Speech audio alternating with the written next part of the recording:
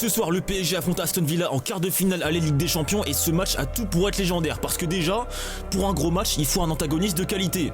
On est servi parce que ce soir en face de nous dans la même équipe il y a Unai Emery, ancien coach du PSG qui s'est fait virer comme une merde, qui va revenir au Parc des Princes, il va être bouillant pour nous fumer. Ensuite il y a Marco Asensio, ancien flop du PSG qui a signé à Aston Villa cet hiver et qui comme par hasard est devenu extrêmement fort comme tous les joueurs qui quittent le PSG, lui aussi va être déterminé. Ensuite l'antagoniste parmi les antagonistes, Emiliano Martinez qui est venu à Paris pour abattre frérot. Il s'est pointé à l'aéroport avec une casquette de l'Argentine, avec tous les trophées qu'il a gagnés pour eux ainsi que le nombre de poils de couilles de Messi, donc rien que pour ça j'espère on lui met 4-5 buts supplémentaires. Dembélé qui célèbre en lui montrant son cul. Lui j'espère vraiment il y aura un tifo sur sa gueule parce qu'il se branle trop sur la France ce mec, à un moment donné faut lui insulter sa mère. Et le dernier c'est Marcus Rashford les gars, lui il nous a fait du mal en 2019, entre temps il a eu le temps d'être finito et de revenir en forme depuis qu'il est à Aston Villa, ce qui nous mène au deuxième point, les malédictions. Le PSG est un club maudit les gars, tout le monde le sait, dès qu'on affronte un club en Ligue des Champions il est à son prime et c'est pareil pour les joueurs. Aston Villa a gagné ses 7 derniers matchs.